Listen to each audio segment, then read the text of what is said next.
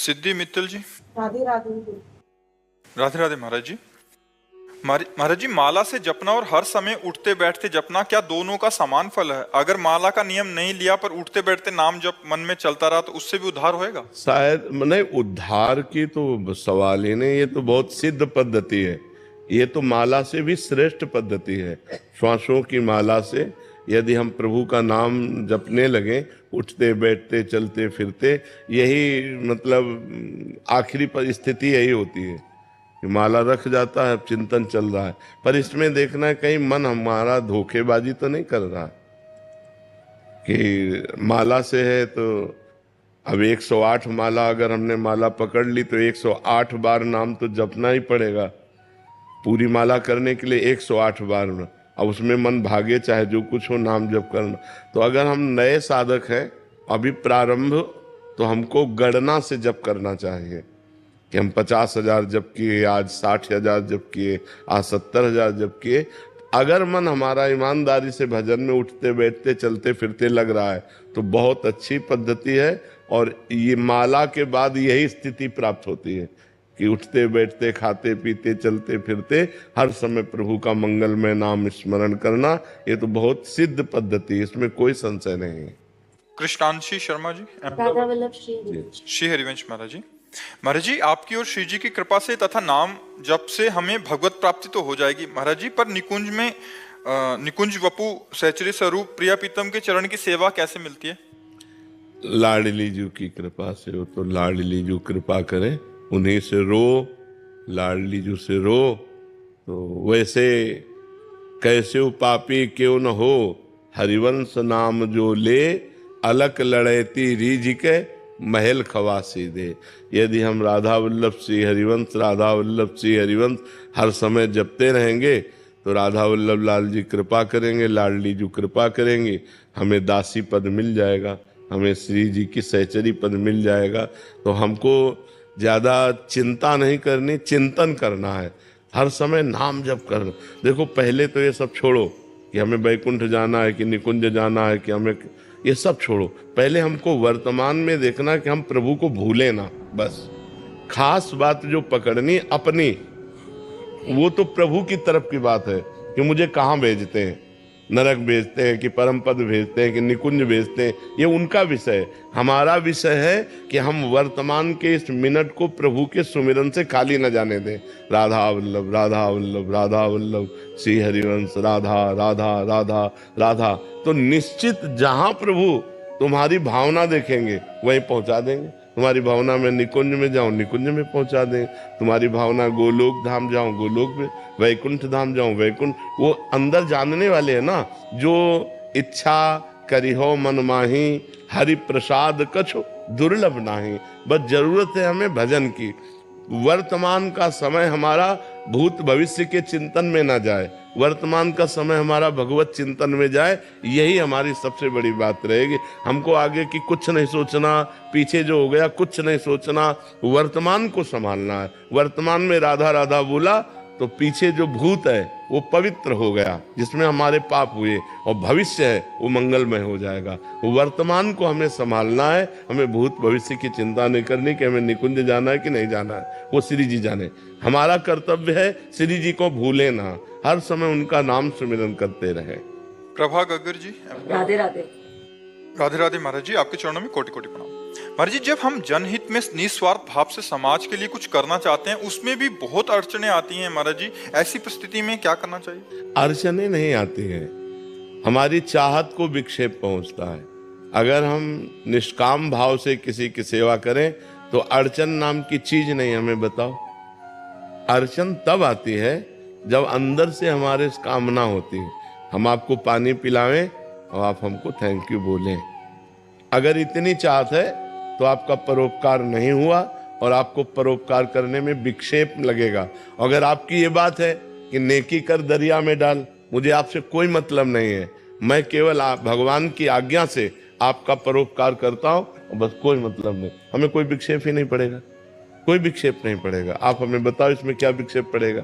विक्षेप तब पड़ता है जब परोपकार करने के बाद हम उसका चेहरा देखते हैं और ये चाहते हैं कि थोड़ा तो कृतज्ञता प्रकट करें, और जब वो नहीं करता और ऊपर से बुराई कर देता है, तब हमको बुरा लगता है कि हम तो इसके साथ भलाई किया और ये हमारी बुराई कर रहा है।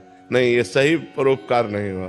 परोपकार का मतलब है कि हमने तुम्हारे साथ किया, अब तुम्हें जो मनावे हो हमारे साथ करो, उससे हमें कोई मतलब नहीं। हमें तुमसे हिसाब नहीं लेना, हमें भगवान से हिसाब लेना है। परोपकार करके भगवान से हिसाब लेना, तो हमें कोई परेशानी नहीं। परोपकार करने पर हमें कभी परेशानी नहीं हो सकती। क्यों? सही है।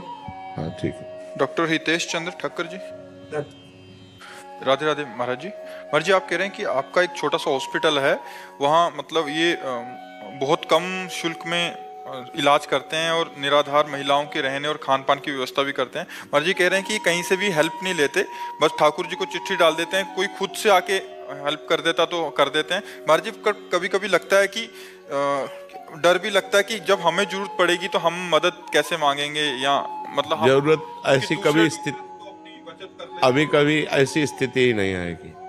किसका? आपका प्रश्न है। जो भगवान के भरोसे रहता है उसको कभी ऐसी स्थिति नहीं आती।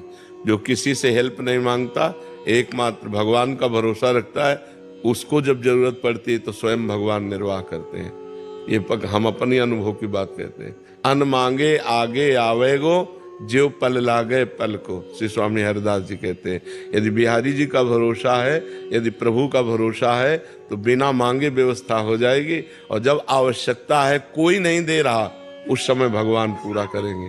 और कैसे पूरा करते हैं? वो करुणा निदान है। कोई न कोई खेल रच देते हैं और वो सब व्यवस्था बन जाती है। ठीक है ना? हाँ, आप चिंता मत करना, भगवान के ही भरोसे रहना। और वो लक्ष्मीपति हैं, वो महाईश्वर के स्वामी हैं, वो जब चाहेंगे जो चाहेंगे वो व्यवस्था कर देंगे। ये न सोचो कि उस समय हमारी व्यवस्था कैसे होगी। तो निराश मत हो। जब कभी ऐसी बात हो तो भगवान की तरफ देखना, और न जाने कहाँ से व्यवस्था कर देंगे, समझ में भी नहीं आएगा, आपको परेशानी भी नहीं पड़ेगी, व्यवस्था हो जाएगी। निहारिका मिश्रा जी, उड़ीसा से।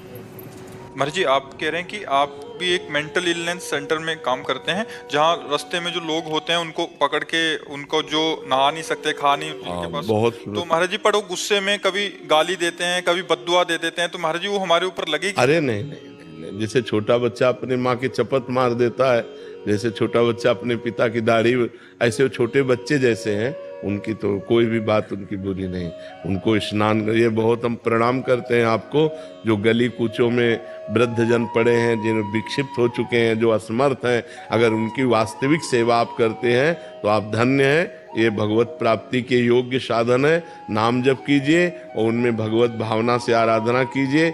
उनकी कोई भी बुरी बात आपके ऊपर बुरा नहीं करेगी, क्योंकि आप परोपकार कर रहे हैं, आप बहुत मंगल कर रहे हैं। और ऐसा हमें लगता है प्रत्येक प्राणी के हृदय में ऐसी दया भावना होनी चाहिए कि गली कूचे फुटपाथ में जो लोग पड़े हैं उनको भोजन दे दे, औषधि दे दे, वस्त्र दे दे। अगर अच्छा धन हो तो एक मकान बना दे, 150 उसमें बिस्तर डाल दे, और ऐसे 150 वयोवृद्धों को ला के रखे। आजकल बड़ी अव्यवस्था है। जवान लड़के पढ़ा लिखा करके किया, वो विदेश चले गए, बूढ़े माता पिता कोई सेवा करने वाला नहीं। अगर वो अपने हैं भी तो मार थप्पड़ घर के बाहर निकाल दिए। धिक्कार है ऐसे पुत्र को, धिक्कार है ऐसे जवानी और धन को कि जो अपनी माँ के साथ ऐसा व्यवहार करे। प्रायः वैसा ही करते हैं, उनको गाली देते हैं, उनको मारते हैं, या अनाथालय में छोड़ आए या फुटपाथ में छोड़ दिए, जो असमर्थ एकदम है। अगर ऐसे लोगों की सेवा बन जाए तो साक्षात भगवान की सेवा है।